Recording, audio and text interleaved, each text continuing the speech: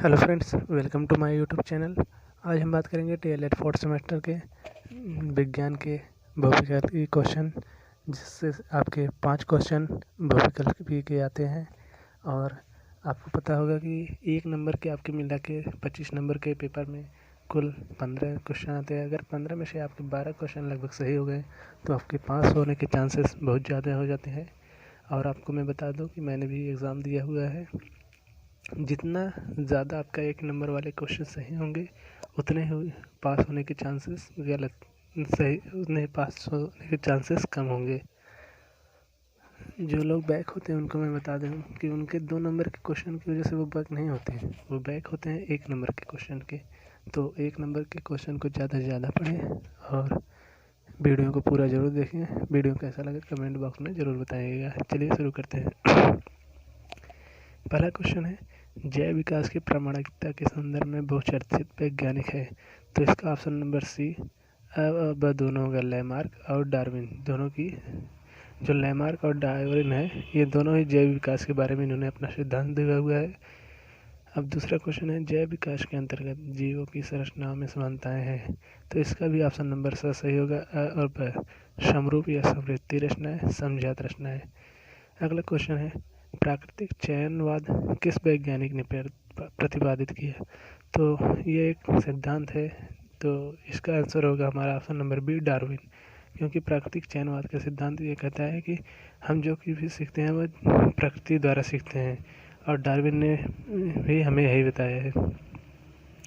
अगला क्वेश्चन है, पारिस्थितिक तंत्र की संरचना के अजैविक घटक हैं। तो ऑप्शन नंबर द ये सभी। तो जो पारिस्थितिक तंत्र होते हैं, कार्बनिक, अकार्बनिक, जलवायु, ये सभी इनमें सम्मिलित होते हैं। अगला क्वेश्चन है, पारिस्थितिक तंत्र की संरचना के जैविक घटक हैं। तो इसका भी ऑप्शन नंबर 10 सही होगा। उत्पादक होते हैं पारिस्थितिक तंत्र में, जैसे हरे पौधे। उपभोक्ता जैसे शाकाहारी एवं मांसाहारी। अपघटक एवं अपधरभोजी भी पारिस्थितिक तंत्र में पाए जाते हैं।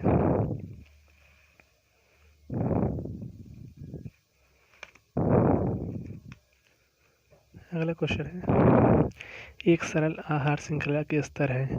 तो इसका भी ऑप्शन नंबर 10 सही होगा। उत्पादक, प्राथमिक उपभोक्ता, द्वितीयक उपभोक्ता। तो आहार श्रृंखला के बारे में अपने बुक में पढ़ा होगा, क्योंकि सबसे पहले हमें उत्पादक आते हैं। तो उसमें प्राथमिक उपभोक्ता, द्वितीयक उपभोक्ता और उच्च स्तरीय के उपभोक्ता, जिसे अंतिम उपभोक्ता कहते हैं।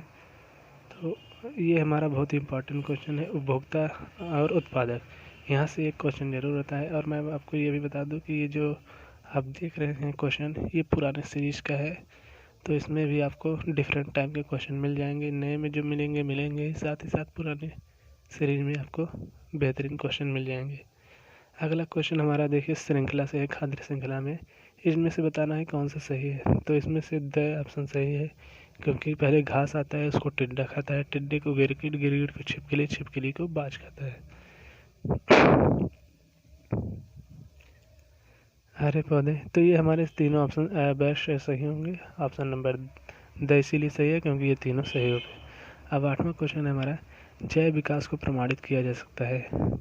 तो इसका ऑप्शन नंबर डी सही होगा, उपरोक्त सभी के द्वारा। तो जो जैव विकास की क्रिया है, जीवों की तुलनात्मक शरीर संरचना द्वारा, शरीर क्रिया विज्ञान द्वारा, आनुवंशिक द्वारा प्रमाणित किया जा सकता है।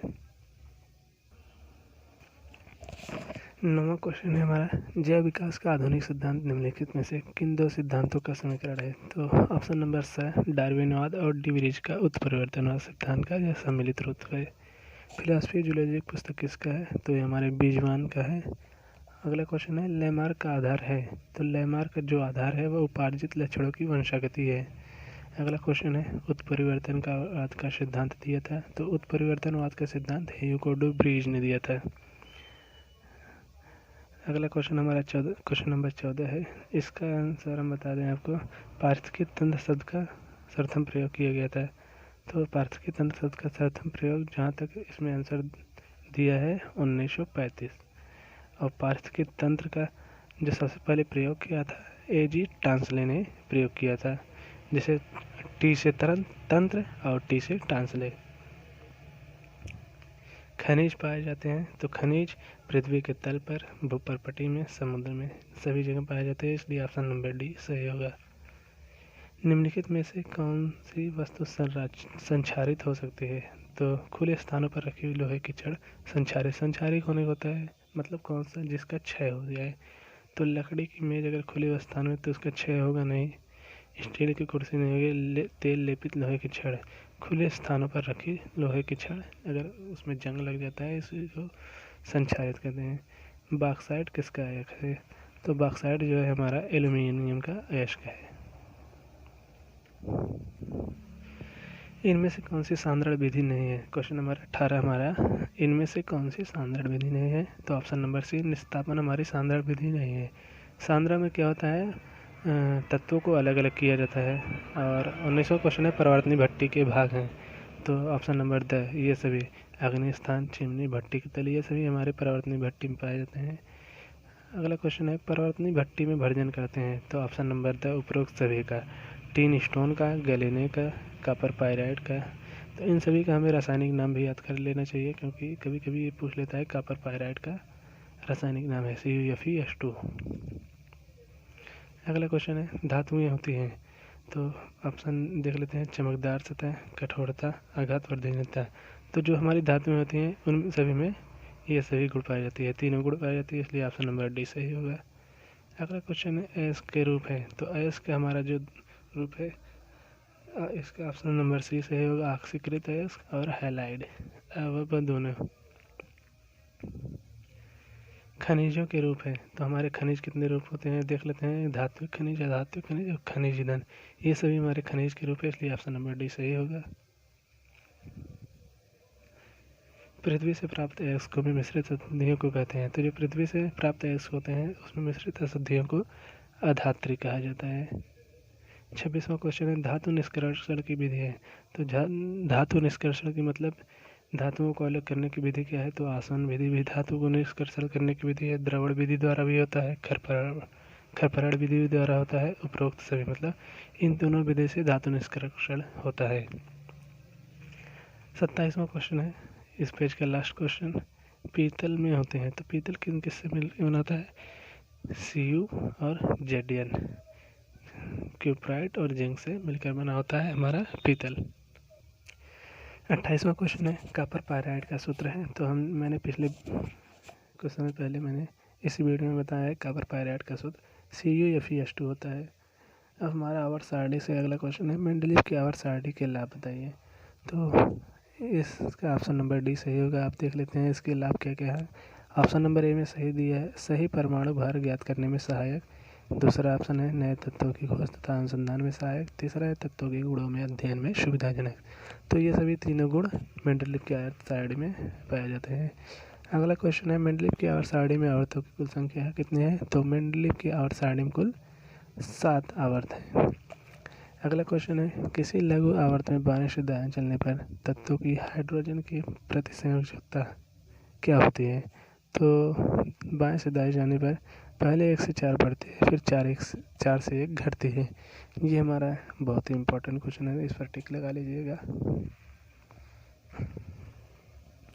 अगला क्वेश्चन है, किसी आवर्त सारणी में बाएं से दाएं बढ़ने पर तत्वों की क्या बढ़ती है या क्या घटती है? तो इसका ऑप्शन नंबर डी, ऑक्साइड की क्षारीय प्रकृति घटती है। अगला क्वेश्चन है, किसी समूह में ऊपर से नीचे की ओर बढ़ने पर क्या होता है? तो हमने पीरियोडिक टेबल में देखा है कि ऊपर से नीचे बाएं दाएं क्या होता है। तो इसमें पूछा गया ऊपर से नीचे बढ़ने पर क्या होता है। तो ऊपर से नीचे बढ़ने पर इसका ऑप्शन नंबर डी, धात्विकता बढ़ती है। तो किसी भी पीरियोडिक टेबल में ऊपर से नीचे आने पर धात्विकता बढ़ती है, और बाएं से दाएं जाने पर ऑक्साइड की क्षारीय प्रकृति घटती है। अगला क्वेश्चन 34 है, मेंडलीव की आवर्त सारणी में एक दोष यह है कि, तो इसका एक दोष क्या है? 4 ऑप्शन में पढ़कर हमें दोष बताना है। यहाँ पर मैं आपको आंसर बता दे रहा हूँ। ऑप्शन नंबर सी, यस है, सर्वथा भिन्न गुणों वाले तत्व एक ही समय स्थान पा गए हैं। हाँ, ये हमारे मेंडलीव की आवर्त सारणी के दोष हैं। कुछ तत्व ऐसे हैं जिनके गुण नहीं मिलते फिर भी एक ही स्थान पर पाए जाते हैं। अगला क्वेश्चन है, विद्युत धारा का मात्रक होता है। तो एक क्वेश्चन मात्रक से भी आ जाता है कि मात्रक किस चीज़ का मात्रक कौन से है।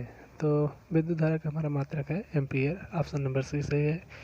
अगला क्वेश्चन है, शुष्क सेल में किस प्रकार पदार्थ की छड़ एनोड का काम करती है। तो शुष्क सेल में कार्बन की छड़ एनोड का काम करती है। अगला क्वेश्चन है, किस सेल को पुनः आवेशित किया जा सकता है?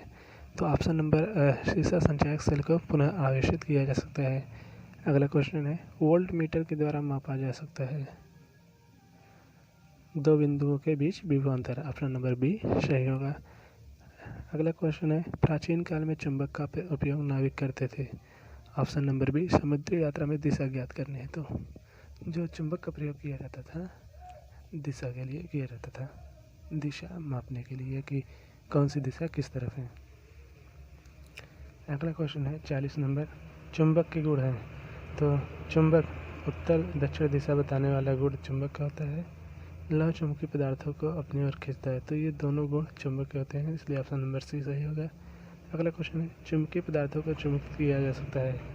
ऑप्शन नंबर सी स्पर्श विधि द्वारा, विद्युत प्रवाह विधि द्वारा। इन दोनों विधियों द्वारा चुंबकीय पदार्थों को चुंबकित किया जाता है, इसलिए ऑप्शन नंबर सी सही होगा। अगला क्वेश्चन है, चुंबक के प्रकार बताइए। तो चुंबक हमारे दो प्रकार के होते हैं, प्राकृतिक चुंबक, कृत्रिम चुंबक। अगला क्वेश्चन है 43 नंबर, चुंबक का प्रभाव अधिक दिनों तक बनाए रखा जा सकता है उपरोक्त सभी विधि द्वारा।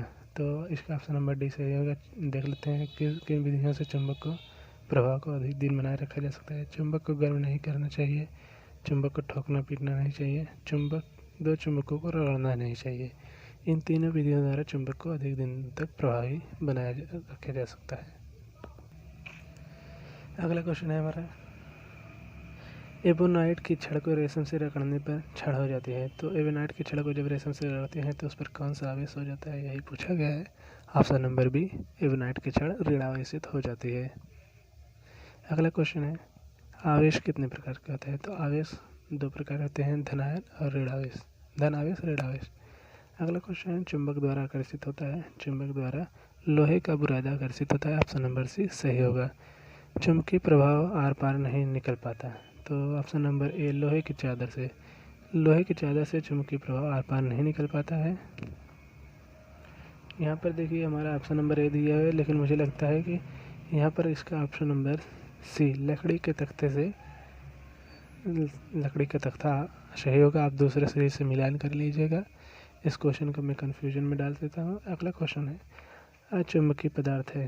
तो ऑप्शन नंबर डी सोना हमारा अचुंबकीय पदार्थ है, बाकी सभी चुंबक से चिपक जाते हैं। अगला क्वेश्चन नंबर 49 है, दैनिक जीवन में प्रायः कितने प्रकार की विद्युत धारा का प्रयोग होता है? तो दैनिक जीवन में प्रायः दो प्रकार की विद्युत धारा का प्रयोग होता है। ऑप्शन नंबर बी सही है।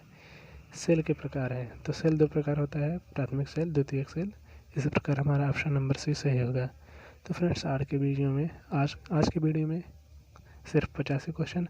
अगले वीडियो में हम इस सीरीज़ के पूरे क्वेश्चन बहुविकल्पी कंप्लीट करा देंगे। वीडियो को पूरा ज़रूर देखिएगा और लाइक ज़रूर कीजिएगा, और हमारे चैनल को अच्छा लगे तो सब्सक्राइब कीजिएगा, नहीं तो कमेंट बॉक्स में ज़रूर बताइएगा। जय हिंद, जय भारत।